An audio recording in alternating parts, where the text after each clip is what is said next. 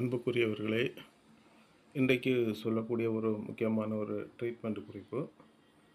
அதாவது பெரிய மருத்துவமனைகளிலே ட்ரீட்மெண்ட் எடுத்தும் அவர்களுக்கு சரியான ஒரு வித்தியாசம் தெரியாமல் இருப்பவர்களுக்காக கொடுக்கின்ற ஒரு மருத்துவ சிகிச்சை குறித்து நான் சொல்கிறேன். அதாவது இது அதிகமான ஹார்மோன் சுரப்பதனால வரக்கூடிய அக்ரோமிகலி அக்ரோமிகலி என்று ஆங்கிலத்திலே சொல்வார்கள்.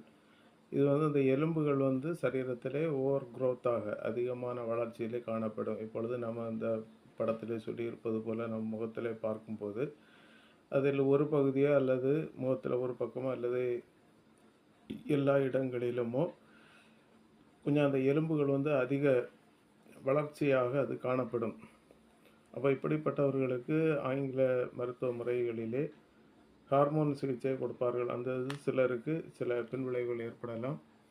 அப்படி யாருக்காவது நீங்கள் எடுக்கிற சிகிச்சையிலே ஒரு பெரிய மாற்றங்கள் தெரியாமல் அது உடம்புக்கு ரொம்ப கஷ்டத்தை உருவாக்கினால், இந்த படத்தில் குறிப்பிட்டது போல பெரிய நெற்றி, அந்த பெரிய நாக்கு அல்லது உதடு, மற்றபடி பெரிய முக அமைப்புகள், தோல் போன்ற கட்டித்தன்மைகள் இப்படிப்பட்ட நிலையை குறிப்பதாக அக்ரோமிகல் என்ற நிலை வருகிறது. இது இவர்கள் இந்த தோல் அந்த அமைப்பு எப்படி இருக்கும் என்றால் மிக கட்டித்தன்மையாகவும் ஆயிலி ஸ்வெட்டிங் அதிக அளவில் காணப்படும். இனி அடுத்து இவர்களுக்கு இந்த ஹார்ட்டு அதிகமாக எப்படி இருக்குன்னா, வால்வு கொஞ்சம் லீக்காக இருக்கும். அதாவது வென்ட்ரிகுலரில் ஒரு டிஃபெக்ட். இப்போ ஹார்ட்டு சுருங்கும்போது அது இன்னொரு பக்கம் அது கொஞ்சம் ஒரு விரிவடையும். அதனால் அந்த ரிவர்சிபிலிட்டி எதுவும் ஆகாமல் அது சரியான நிலை. ஆனால் இதில் வால்வு கொஞ்சம் வீக் இருக்கிறதுனால கொஞ்சம் அவங்களுக்கு கஷ்டம் இருக்கும். அதாவது அவங்க படுத்தாலே அவங்களுக்கு கஷ்டமாக இருக்கும். இனி சுவாசம் எப்படின்னா, ஆழ்ந்த அளவில் சுவாசம் இழுத்து மூச்சு வெளியே விடுவது, அதே போல் மூச்சு உள்ளே இழுக்குது, இது முடியாது. காரணம் என்னென்னா, அந்த எலும்புகள் ஒரு கட்டித்தன்மையோடு இருப்பதனால இந்த விலா எலும்பு பகுதிகள் ஒரு விரிய தன்மைகள் குறைவாக இருக்கும். இனி இவர்களுக்கு இன்னும் சொல்லப்போனால் இவர்களுக்கு அதிக அளவில் இந்த பிபி இருக்கிறதுனால காலில் எல்லாம் ஒரு வீக்காக இருக்கும். கிட்னி அதனால் பாதிப்புகள் ஏற்படும். இனி எலும்புகள், இப்போ நான் சொன்னது போல் அந்த முகத்தில் உள்ள தாடை எலும்புகள், அதாவது கீழ்த்தாடையோ இல்லைன்னா மேல் தாடையோ கொஞ்சம் பெரிதாகவும் இருக்கும். இதனால் சிலவங்களுக்கு அந்த இடம் ஜாயிண்ட் பகுதிகள் வலி இருக்கும். பலகீனமும் கூட அதிகமாக காணப்படும். இனி இவங்களுக்கு தலைவலி. இந்த தலைவலி எப்படின்னா, முகம் நெற்றி பகுதியில் ஒரு பெரிய தலைவலிகள், நெற்றி பகுதியில் தலைவலி இருக்கும். அந்த நெற்றி பகுதியும் கொஞ்சம் பெரிதாக இருக்கும். முகம் முகத்தில் உள்ள திசுக்கள் ஒரு சாஃப்ட்டு திசு, அதாவது ஒரு வீக்கான நிலைமைகள் இருக்கும். அந்த மூக்கு பகுதி கொஞ்சம் பெரிதாக இருக்கும். இனி தொண்டை பகுதி எடுத்தோன்னா அவங்களோட சவுண்டு கொஞ்சம் டீப்பனிங் சவுண்டு, அதாவது கொஞ்சம் கனத்த சவுண்டுன்னு வச்சுடுவோமே. அடுத்து அவங்களுக்கு என்னென்னா குரட்டை இருக்கும். குரட்டையுடன் ஒரு அதிகமான குரட்டை சத்தம் ஏற்பட்டு அதை அப்படி அவங்க தூங்கும்போது குரட்டை சத்தம் கேட்கும். இனி இந்த பல் இடைவெளியில் அதிகமான ஒரு கேப் இருக்கும். இனி பெரிய மேல் தாடை எலும்பு கொஞ்சம் பெரிதாக இருக்கும். மூச்சு விடுவதற்கு சிரமமாக இருக்கும். இப்படிப்பட்டவங்களுக்கு இந்த அக்ரோமிகல் என்ற ஒரு பாதிப்பு இருப்பதாக, அதாவது தலையில் உள்ள சுரப்பி, அதாவது பிட்யூட்டரி சுரப்பி, போஸ்டீரியர் பிட்யூட்டரி, இது வளர்வதற்கான எலும்பு வளர்க்கிறதான நீரை, பிட்யூட்டரி என்ற ஹார்மோனை சுரப்பதாக உள்ளது. இது இவங்களுக்கு மிக அதிகமாக சுரக்கும்.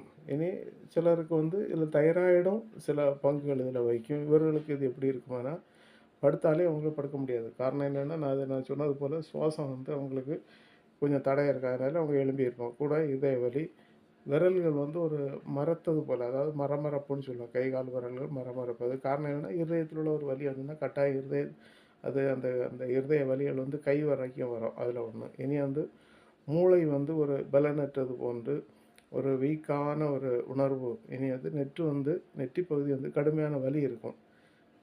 அந்த நாக்கு கொஞ்சம் திக்கு கோட்டிங் அதிகமாக அந்த நாக்கு வெளிப்பகுதியில் இருக்கும். வயிறு இனிப்பு அதிகமாக விரும்பும். ஆகாரத்தில் இனிப்பு ஆகாரம் விரும்பும். குளிர்ந்த நீர் விருப்பம் இருக்கும். இவங்களுக்கு யூரின் அப்படின்னா அந்த இனிப்பு ஸ்மெல்லு, அதாவது அவங்களுக்கு யூரின் அந்த மாதிரி இருக்கும். அது காரணம் அதிகமான இனிப்பு அவங்க எடுக்கக்கூடிய சூழ்நிலை இருந்தாலும், அதாவது வயலட் ஸ்மெல் ஆங்கிலத்தில் சொல்ல போனால் அது வயலட் ஸ்மெல் என்பார்கள். அது இனிப்பு இருந்தால் எப்படி ஒரு மனம் வருமோ அதை போன்று உள்ள இவர்களுக்கு தோல் நோய்கள் இனி ஒன்று இருக்கும். இவர்களுக்கு இது எப்படி என்றால் சோரியாசிஸ் காணப்படும். இனி வந்து ஒரு ப்ரவுன் கலரில் உள்ள ஸ்வெல்லிங் உடம்பு பூரா இருக்கும்.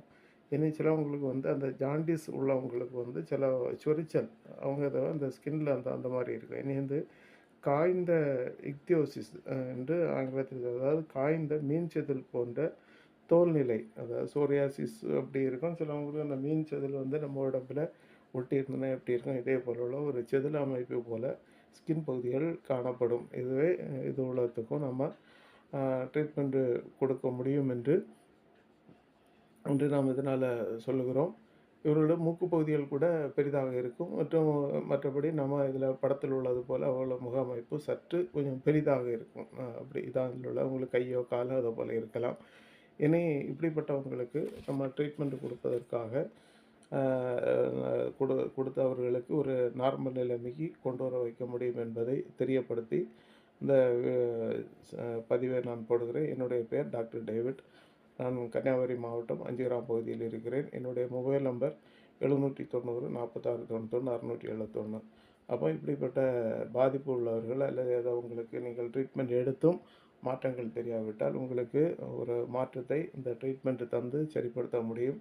எனவே இப்படிப்பட்ட பாதிப்பில் உள்ளவர்கள், தெரிந்தவர்கள், நண்பர்கள், உறவினர்கள் யாராவது இருந்தால் அவர்களுக்கு இந்த இந்த இதை குறித்து நான் இப்பொழுது போட்டிருக்கின்ற பதிவை அவர்களுக்கு தெரியப்படுத்தும்படி அல்லது அவர்களுக்கு அனுப்பி கொடுக்கும்படி மிக அன்போடு கேட்டுக்கொள்கிறேன். மற்றும் அவர்களுக்கு ட்ரீட்மெண்ட் வேணும் என்று அவர்கள் விரும்பினால் இந்த நம்பருக்கு என்னை தொடர்பு கொண்டு என்னோடு பேசி முதல் முறை நேரடியாக வந்து மருந்துகள் பெற்று சென்றால், ரெண்டாவது அவர்கள் கொரியர் தபாலிலே மருந்துகள் அனுப்பி கொடுக்கலாம்.